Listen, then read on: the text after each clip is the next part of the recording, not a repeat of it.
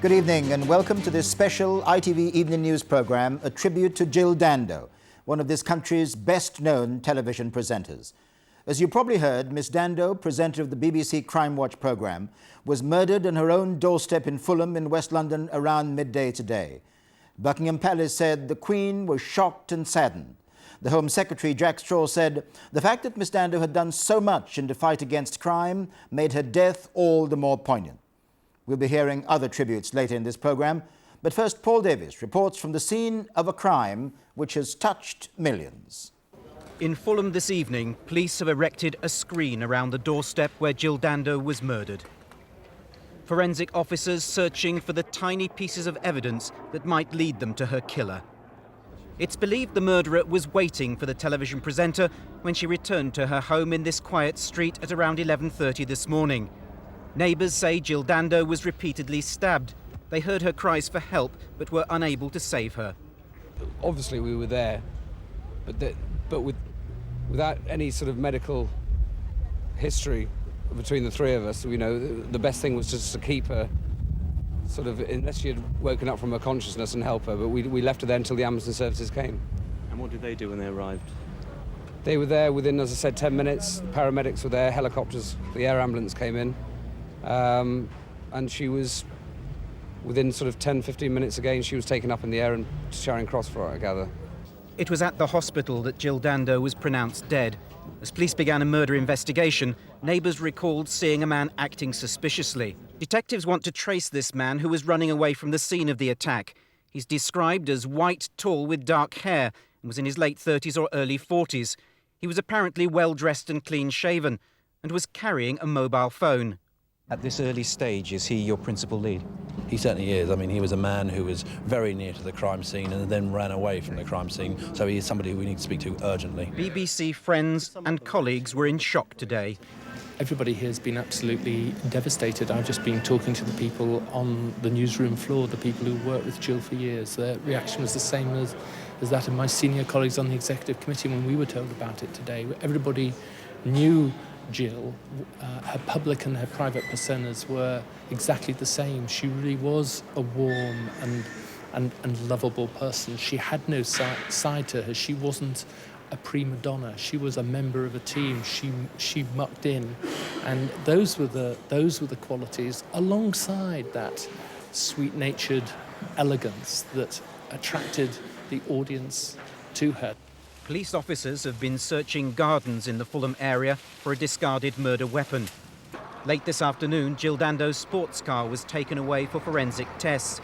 Detectives are also investigating reports that someone answering the description of the man they're looking for jumped off nearby Putney Bridge shortly after the attack. Detectives here have confirmed that Jill Dando complained in the past of being followed by a stalker, and that this is one of several leads they're now following. In the early stages of their investigation, police will be reopening old files on obsessive fans. As the murder became public knowledge, the first flowers were given to police officers to be placed outside the house where Jill Dando lived and died. Paul Davies, ITN, Fulham. And now for the very latest from Fulham, let's go now to Nicholas Owen. Nick, I gather that there's some new developments tonight. Nick, can you hear us? Nick Owen? I'm terribly sorry. We seem to have lost Nick Owen for the time being. We'll hope to get back to him. Jill Dando was 37 years old and was about to be married to a doctor later this year. She came from the West Country, where her career in the media began. But one of her great assets was her ability to make friends wherever she went. ITN's Katie Derham reports. Arriving at the National Television Awards just a few months ago, Jill Dando demonstrated why she was so popular. No, I'm not actually. I've been in a very warm car for the last 20 minutes. Approachable, friendly, the BBC's girl next door, and voted their Personality of the Year in 1997. Her versatility as a presenter was held in high regard, as she worked successfully in very different genres. When people die, so often we hear people saying the obituary thing, saying just pleasantries about them, even though there was something which is, we're just not talking about, which was the other side of them. There wasn't another side to Jill. She was, as I say, if anything, better, nicer, more modest, more dignified, cleverer than anybody saw and took for obvious. And how would you assess her career? Because she was a star. she was a real star, and you know, she had many years of going up the ladder still ahead of her. A star, but first and foremost a journalist. She started her news career 20 years ago, working on her local newspaper, the Western Mercury. 5 years later, she went to work for BBC Radio Devon. From there, she moved into television on BBC South West's Spotlight programme. People who worked with her throughout the BBC have been paying tribute. Tragic events today. Well, obviously, I'm absolutely devastated by them, and as is everybody across the BBC and across the country. I mean, we're already opening. People are just so shell-shocked. We're opening books of condolence in buildings across Britain. I mean, this is an evil and senseless act, and it's difficult to imagine it having happened to someone who was more loved than Jill. And you know, we're reeling here, really. It's a very small word, nice, but in Jill's context it has a very big meaning. She was thoroughly nice and utterly decent. I've known her for some years, and she's been absolutely unchanged by the enormous fame she had. And she always had time to talk to everyone and was polite and decent in the way that a lot of us don't have the time for anymore. Jill was loved, I think, by the viewers more than almost anybody I know. She got an extraordinary response wherever she went. She was a star, but without being a star, if you know what I mean. She was a very natural person. And I think this news will shock the nation. I think it really will. Jill Dando had at last found happiness in her personal life. After a number of well-documented broken romances, she was delighted to announce her engagement in February. And the television presenter Nick Ross, who you saw on that report and who worked with Jill on Crimewatch programme, joins me now also from Television Centre. Nick, this must be a terrible blow for you. When did you last see Jill? I saw her on Tuesday, just inside here. I was just getting my key to the dressing room for Crimewatch and somebody pinched my bottom and I spun round. It was Jill, in very high spirits. Everything was great. There was just absolutely no hint that anything was wrong, and that's why this is such a bolt out of the blues. I mean, I can't tell you how distressing it is just to hear the report that you gave at the top of this programme. Now, Nick, Crimewatch was a very high-profile, is a very high-profile programme. Did it attract a great deal of hate mail, threats? No, and I don't think you'll find a connection there. It's just not how we do things in this country, Trevor. If you go round, certainly whenever I went round prisons, if ever I do, you're treated almost as part of the industry. There's a lot of bonhomie, there's a lot of joshing about it, joking about it. There isn't an antagonism in the sense that you might imagine. And what about the problems? I'm quite convinced that... I was about to say, what about the problems that Jill had with the stalker last year? Might that be at all involved, you think? Who knows? All I can say is that in all the last few months, Jill's never mentioned anything that alarmed her at all. You mentioned her marriage plan to Alan in September, and that just so dominated her happiness and her thoughts at the moment, and there was certainly nothing that worried her, let alone anything of this ghastly heroic nature. I mean, nothing at all. Nick Ross, thank you very much indeed. Well, as we've been seeing and as we've been hearing, many of the people who knew Jill Dando have been speaking about their feelings of shock and their great sense of loss today. One of those who paid a special tribute to her was the television presenter Carol Vorderman. Jill was a friend of mine, and even though we'd never presented a television programme together, I got to know her very well. And she's a very decent person. She was a very honest person, and you know, when people see her on the television, they think, oh, she was that kind of person. She was exactly the same off, except she had more of a sense of humour off, because she could, you know, on the programmes that she presented on the news, she couldn't exactly be funny, but she was very funny, and it was just terrible, really. Because although she clearly was very bright, she had this girl next door image where everybody could relate to her. She was a very beautiful, elegant woman, and very responsible, and mature, and a real lady. There aren't many ladies left, are there? She was one. Can I ask when you last saw Jill? Yeah, well, you can imagine Jill and I didn't get to see each other that often with our diaries, but Last time I saw was New Year's Eve. She was at our house on New Year's Eve. It was our party. We were dancing to New York together. And obviously tremendously happy, lots to look forward She to. was very happy with Alan. She was due to get married in September. Yeah. Because that was the one area of her life, perhaps her private life, which had taken second place to her career, and at long last here. Yeah, she was very, very happy. And she was just lovely. It was lovely. I suppose like the rest of us, there's a part of you that doesn't quite believe this. Well, you don't. I mean, I heard it, you know, at lunchtime, obviously, when the news went on, and you don't believe it, really, do you? You don't. And it's not. You just think, well, it's not the kind of thing that happens in this country, and it's not the kind of thing that happens to somebody like her. Just terrible. It's terrible, and the world's not as bright without her, really, is it? Carol Vorderman's tribute to Jill Dando. More on this ITV Evening News special programme still to come, the latest on the police inquiry and more tributes from those who knew Jill Dando best. All that when we come back.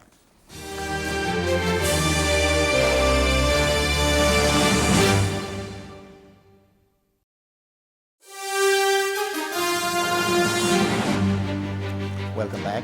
And if you've just joined us, we're on the air with a special ITV Evening News programme as a tribute to the television presenter Jill Dando, who was murdered today. There's been an important development in the case just a few minutes ago. Police have said that a post-mortem examination showed that she died from a single gunshot wound to the head. She was attacked on the doorstep of her home in Fulham. I'm joined now by Martin Lewis, who of course is a colleague of Jill's on the BBC 6 o'clock news. Martin, I watched you present the 6 o'clock news today where the main item was Jill Dando's death. It must have been terribly difficult for you. Well, we felt in many ways, Trev, that there was an empty chair beside us because Jill had shared so many bulletins with me and my colleagues on the programme. And there was, in a sense, an air of unreality about it all because you and I report on many tragedies around the world, and we try to do so with an air of detachment. We are concerned for the people involved in those tragedies, but there is that air of professional detachment that we have to bring. That was never more difficult than tonight when we were reporting a huge tragedy for someone who we had worked closely with and loved very deeply. And we've heard a great deal about the kind of colleague she was, and one of your colleagues was saying that in fact one of the nicest things about her was that fame and success didn't change her at all in the working relationship she had with others. Absolutely. As she came up through the system and became a very great star, she talked and dealt with people in exactly the same way as she had done when she was down in the West Country as a cub, as a junior reporter. And there was one occasion on the holiday programme which we used to tell, it's almost become a kind of legend within the BBC, where she would finish a very, very hard working day. She'd finish a piece to camera, and suddenly a 13-year-old girl would come up and say, where can I get a cheap holiday in such and such a place? And there are some presenters who would say, look, I'm really busy, can you write into me? Jill took that little girl to one side and spent time with her, talking to her and explaining where she could get the holiday that she wanted. She was that kind of a person. And we all in the newsroom, it's no exaggeration to say, we loved her very, very much, and we are going to miss her immensely. And as has been remarked, one of the great tragedies about this is, of course, she just found a great deal of personal happiness in her life. Absolutely. I was at her engagement party with Alan Farthing. I have never seen her look happier. She was laughing. She was really looking forward to achieving something that she had found elusive during her life. She'd managed it maybe once or twice before, but not on the permanent basis that she thought Alan was going to deliver for her. And that was basically combining the professional life that she wanted in television with a very strong, happy personal life. She was tailoring her work to suit that. Absolutely. She was going to achieve a dovetailing of her personal and professional lives that she really probably hadn't achieved before. And that is the real tragedy of it, that she should be taken from us at a time when things were just beginning to come really good for her in every sense of the word. Martin Lewis, thank you very much indeed. As we've heard, Jill Dando is known to have been targeted at one time by a stalker. Although police say it's too early to say what the motive for her murder today was, their inquiries, as we have heard, include the possibility that she was killed by someone who had become obsessed with her after seeing her on television. As Howell Jones reports, celebrity can make people in the public eye potential targets.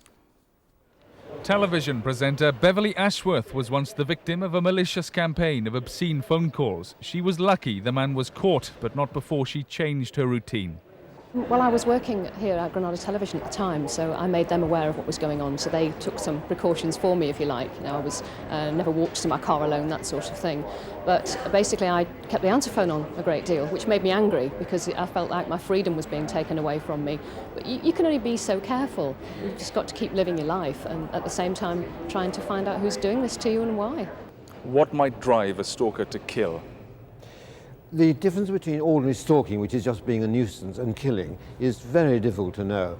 The only thing that really comes to mind is that that person has such a store of uncontrollable and uncontrolled aggression that given certain circumstances it might come out in terms of murder. For example, supposing a famous person who the stalker is stalking is going to get married, say that was the case, then that stalker can feel delusionally, you know, that the celebrity is being disloyal. If they're being disloyal, then I must kill them.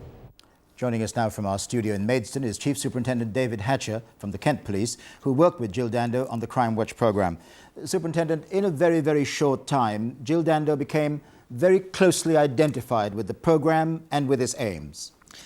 Yes, Joe, I mean, she was absolute natural. People identify with her, and she was the ideal communication person for conveying the help that we need on the programme in solving all the dreadful crimes that are covered.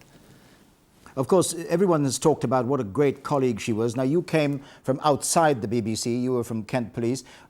How did you find working with her? In what way was that true to you? Well, to begin with, it was absolute fun because everybody said how fun-loving she is, and that's exactly how she was. She was a true professional, but she always had time for a joke. We'd swap jokes during the programme while we were trying to lighten the atmosphere and keep upbeat about the dreadful things that we were having to cover. But she always had time for people, and that was the most important thing. Everybody in the whole array of people involved in television, and everybody was her friend, and everybody was very proud of being her friend. Now, you might be in a position to answer this next question better than anybody else we've had on the programme so far this evening. Might her killing have had anything to do with her work in exposing crime on the programme? It's far too early, I think, to speculate in any direction, Trevor. What we need at the moment, I think, is help from anyone who might be able to assist with the progress of the inquiry.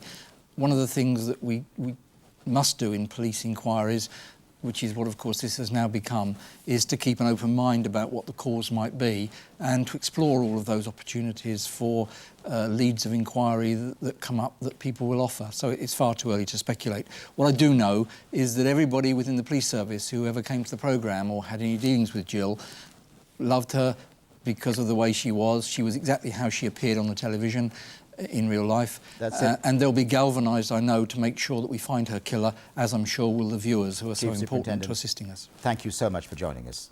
Let's go back now to the scene of the attack and to our correspondent Nicholas Owen. Nick, what's the latest? Well, the latest is, Trevor, the news that you carried a little bit earlier about that Jill Dando was killed by a single gunshot to the head. We reported earlier that neighbours, or at least one neighbour, said they did hear that gunshot, and it is known that Jill Dando was very severely injured by it. What's happening now in the street behind me, I think you can still see it, the big tarpaulin there over the doorstep where Jill actually died, and the police van there beside her. They're still doing their very intricate investigations on the scene. House-to-house inquiries are going on. People are arriving home here tonight. Most people are not allowed down this street except people who live here. They're all very shocked and saddened, of course. And the inquiries are centring on that man seen running away, jogging or running, a smartly dressed man, well-groomed man. Now, what the police are saying is they desperately need information about him. This is just the sort of thing that Jill Dando dealt with on the Crimewatch programme. There was talk earlier on of there being this suicide at Putney Bridge, which is only about a mile away, but the police have rather been downplaying that in the last few hours. The word is that they do need help from the public, very seriously indeed. Perhaps this man has got nothing to do with it, whatever, we just don't know. Whether it's a stalker or not, we just don't know. These are very early days, but everybody's being urged, please help us to find Jill Dando's killer. Nick Owen, thank you very much. That's all from this ITV Evening News special programme. The next scheduled bulletin from ITN is the ITV Nightly News with Dermot Monaghan. That's at 5 minutes to 11. But now, from all of us here, Goodbye.